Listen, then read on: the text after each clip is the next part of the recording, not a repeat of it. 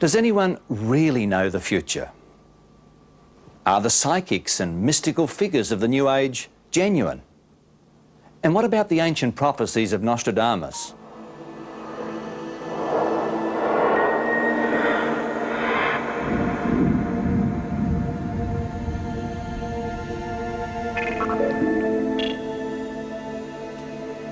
Is it possible to make useful predictions, ones that really make a practical contribution to the way people actually live? During the early part of the century, there was a lot of optimism about modern science's ability to not only predict the future, but also to take most of the stings out of it. But while science and its accompanying technological marvels have contributed to making our lives easier, much of this knowledge has now begun to turn on us and poison the very earth, water and air which we depend on for our survival. Can we really trust anyone when it comes to a knowledge about the future?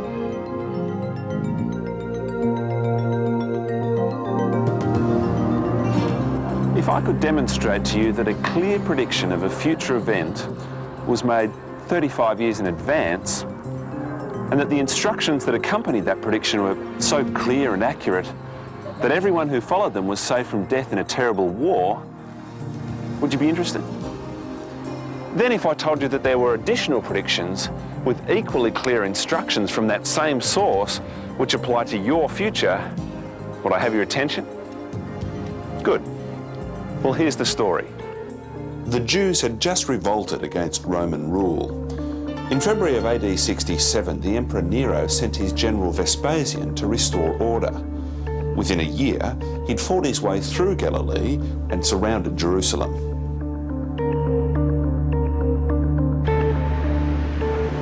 Within 5 months, Jerusalem fell to the Romans. The temple was burned, most of the inhabitants were killed, and almost all of the walls pushed down. Only the 3 towers of Herod's palace and a small section of the wall were spared. Not only did Jesus predict the destruction of Jerusalem, he also gave a sign which allowed his followers to escape the city. The instructions are in Luke 21:21.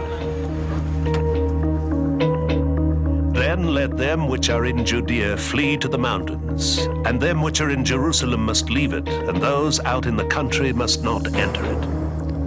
Huge numbers of people fled into Jerusalem for refuge.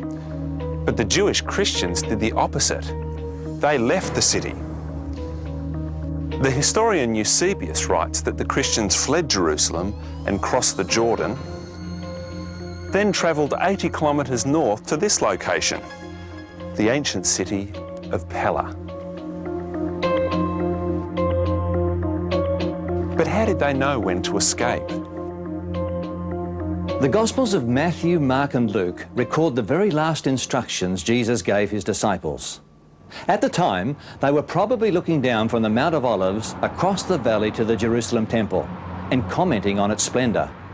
After all, it was one of the wonders of the ancient world. Jesus startled them with the first of several predictions in this chapter. As for these things that you see, the days will come when not one stone will be left upon another. All will be thrown down. Sure enough, Jerusalem and its temple were destroyed by the Romans in AD 70 after a long 4-year siege. According to the best historical source, Caesar ordered the whole city and the temple to be razed to the ground. Flavius Josephus.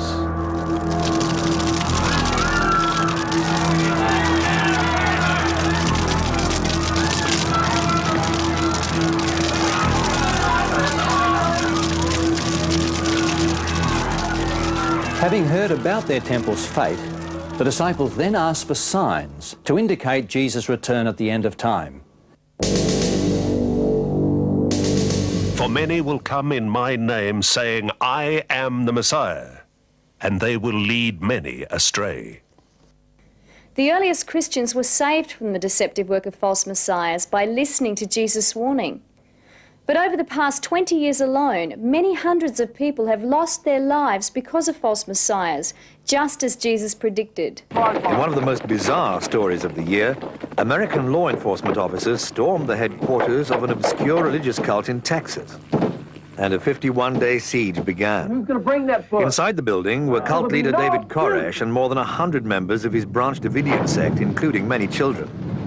The initial assault had been to hunt for illegal firearms.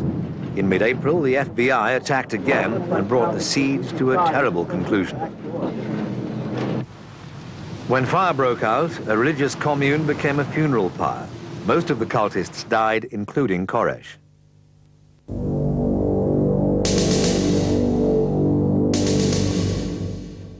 You will hear of wars and rumors of wars.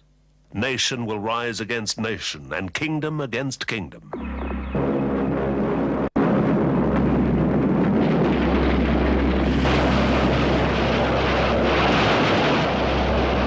Warfare has been fairly frequent throughout history.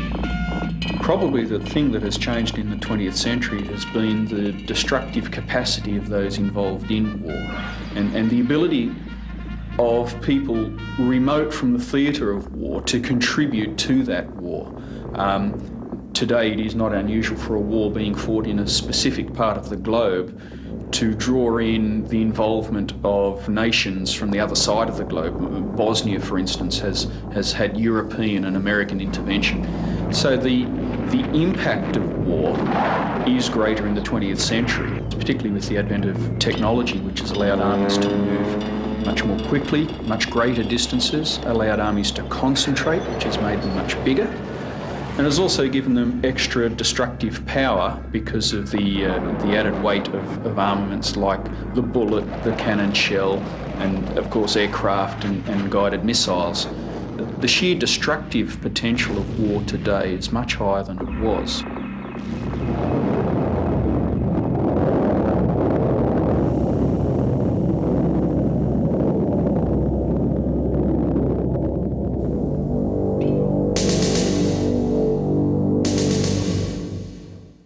I think we can say two things. Number one, things will not permanently improve before the end of the age. The dawn will follow a night of horror. And secondly, there will be an intensification of these terrible things, even though we have had them all through history, because technology actually increases the possibility of calamity in a greater way. This shows the exponential growth in the possibility of horror.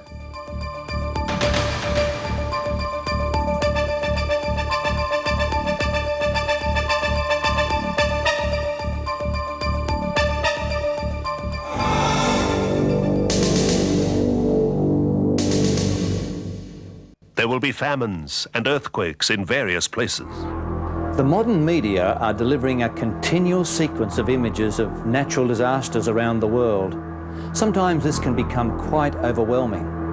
Many of us have become hardened by perpetual scenes of starving children, homeless families, and crumbling buildings. Note that these events seem to take place with greater frequency than before and in new places. Measuring 6.6 on the Richter scale, the quake struck beneath a heavy populated area. Did you feel it? Hey, you see it? Hey. Oh, God, I can't believe that.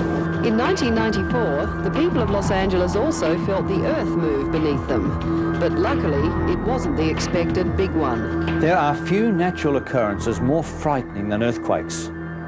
Those who've experienced them never forget the sense of panic that sweeps over you when the ground beneath your feet begins to move. China has earthquake records going back thousands of years, some of which have cost over 500,000 lives. According to Jesus, in the last days, earthquakes will occur in place after place. Here's a list of major earthquakes this century. This is pretty impressive data. But are earthquakes actually on the increase?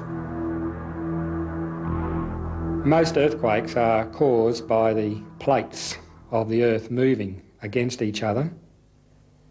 And in the past, these plates have been moving at rather constant speeds. But there is evidence that they have moved faster in the past, in the long distant past, and there is nothing stopping that happening again, almost without warning. So it is possible that earthquakes in the future could increase tremendously in both frequency and intensity. We won't know when that's going to happen. While modern science gives us a different explanation for what causes earthquakes and famines compared with Jesus' day, it is interesting that scientists and environmentalists are taking over from religious teachers the task of predicting the end of the world. For example, the internet site, sponsored by the Millennium Institute and known as the State of the World Indicators.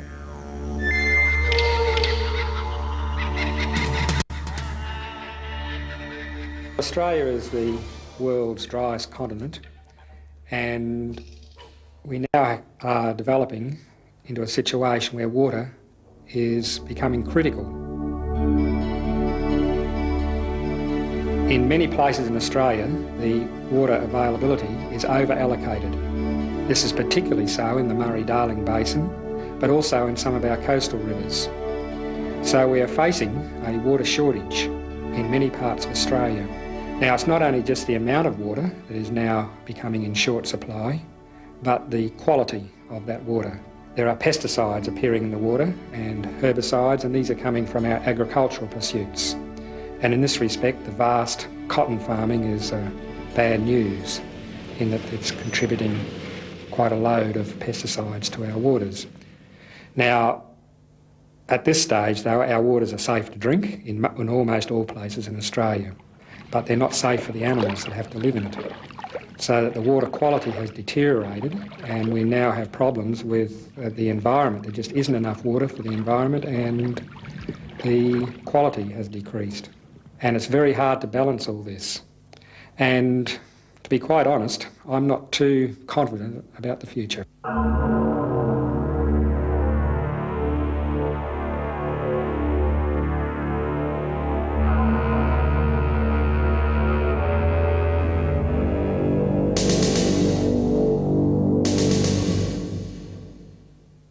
Another sign Jesus gave his disciples concerned the sun, moon and stars.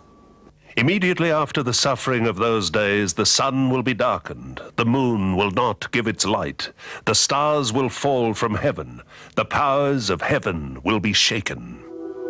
Is our future really in the stars, as astrologers claim? The regular predictable movements of these heavenly bodies were widely studied among ancient peoples. The fact that they moved seemed to indicate that they possessed power, and the predictability of these movements gave some sort of assurance that their powers were friendly. From time to time, however, the movements became irregular. For example, what we know today as eclipses of the moon or the sun seemed to the ancients the devouring of one by the other. A shooting star appeared to them to be a fixed star which broke loose and shot away from its fixed place. Such happenings caused widespread panic because it looked to the ancients like the fixed order of the stars was breaking up with terrible consequences. The ancient Babylonians carefully observed the movements of the stars. They observed that some of the planets moved differently from the others. The Babylonian gods were thought to live on the various planets. This Babylonian interest in the stars spread widely through the ancient world and provided a foundation for two very different practices of stargazing: astronomy and astrology. Both are alive and well today.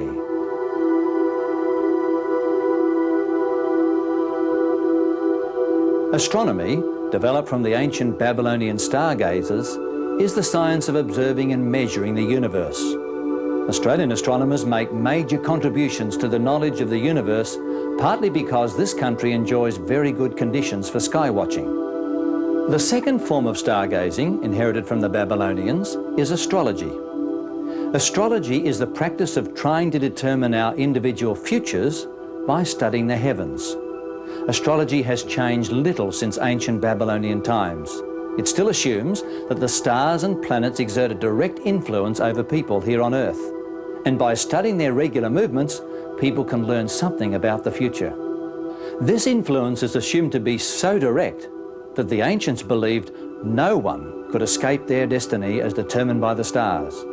Just as the movements of the stars were regular and could not be changed, so the events they produced in people's lives were unavoidable.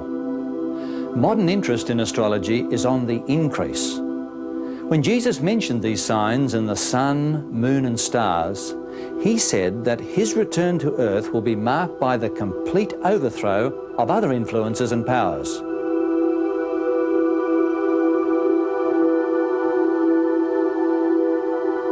But what about those of us with a scientific view of the universe?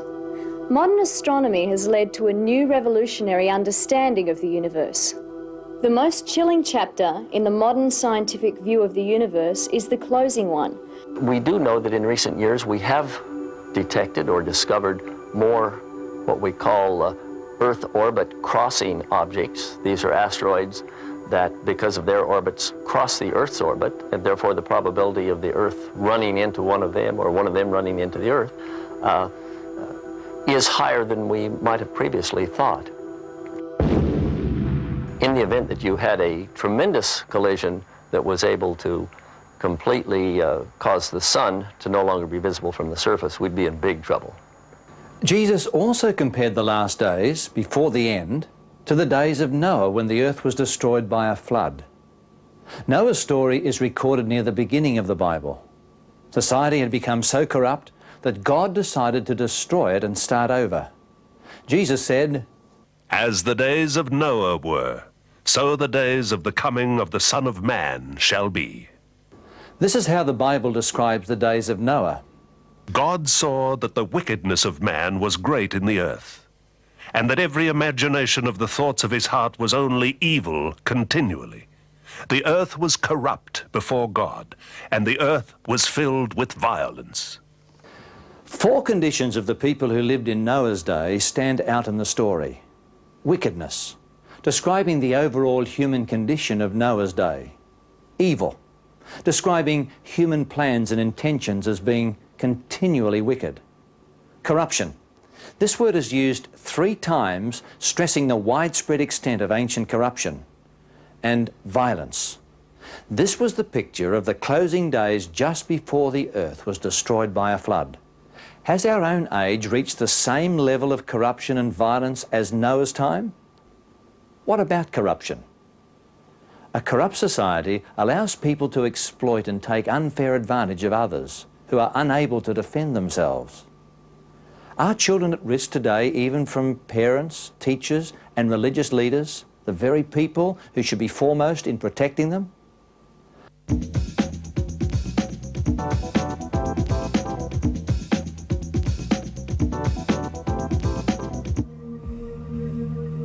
There is no doubt that screen violence is increasing. Todd Gitlin suggests one reason for this. In recent years, market forces have driven screen violence to an amazing pitch. As the movies lost much of their audience, especially adults, to television, the studios learned that the way to make their killing, so to speak, was to offer on big screens what the networks would not permit on the small. This meant, among other things, grisly violence, aimed to attract the teenagers. The Imagebusters, 1994. Violence on the screen can inspire aggression in children. After watching violent programs, some children become hostile, domineering, uncooperative, or more fearful. All these conclusions are contained in a recently published report, Violence in Youth, by the American Psychological Association's Commission on Violence and Youth. Depictions of violence in the mass media may reinforce the tendency towards aggression in a young child who is already exhibiting aggressive behavior, says this report. There is absolutely no doubt that higher levels of viewing violence on television are correlated with increased acceptance of aggressive attitudes and increased aggressive behavior.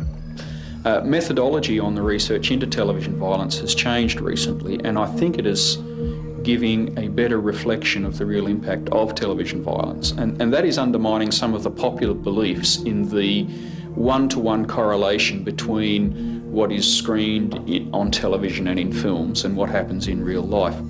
In 1982, after the cable television broadcast of The Deer Hunter, several people killed themselves playing Russian roulette, which was featured in the movie.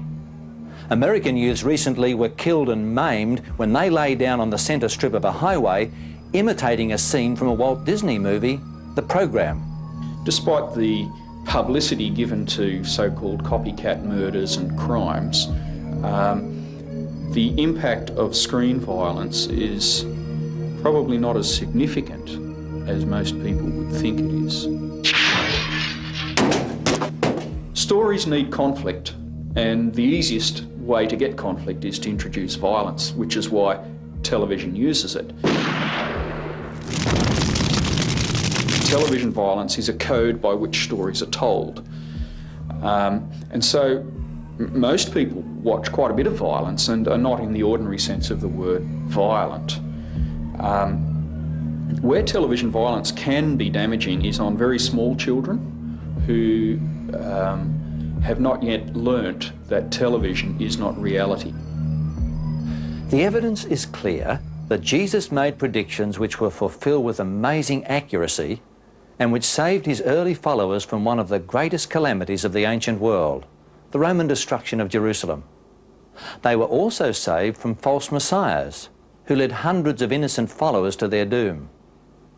What about his predictions concerning conditions near the end of time and his return to earth? We have seen how repeated events in our own world fit the description Jesus gave of the end time. False messiahs, wars, political unrest, disasters, especially earthquakes and famines, the rapidly decaying environment, the rise of superstition, especially astrology. We've also surveyed sobering similarities between conditions in Noah's day, just before God destroyed the earth with water, and the days we live in, corruption and violence. Jesus' return will be unmistakably different from anything that has happened before. This will be the most significant moment in Earth's history since its creation. The good news is that just like the early Christians, we can be ready because Jesus has given signs to keep us alert. From the fig tree, learn its lesson. As soon as its branch becomes tender and puts forth its leaves, you know that summer is near. So also when you see all these things, you know that he is near, at the very gates. While none of the signs Jesus gave us allows us to calculate the precise time of his return, like new leaves sprouting from the branches of a tree, they point us to the fact that the event cannot be far off. Jesus cautioned his disciples, "It is not for you to know the times or periods that the Father has set by his own authority." Acts 1:7. Instead of giving us the exact time, Jesus gave us something even more important, the encouragement to be ready. After all, nothing about our own lives is ever guaranteed. Our next breath may be our last. In this sense, Jesus' coming may be but a moment away for any one of us. Keep awake, therefore, for you do not know on what day your Lord is coming. So, how can we know the future? How can we be prepared for the future? The best way to be ready for the future is to know Jesus. By surrendering our lives to him, by admitting and confessing our failures and making a new commitment to live each day according to his will. Jesus has clearly demonstrated that he knows the future. He has warned us about what to expect and how to prepare for the tumultuous last days of Earth's history. A decision to commit your life to Jesus Christ is an investment in your peace of mind, because it's a decision that will remove your fear and uncertainty about the future. Can you afford to ignore it?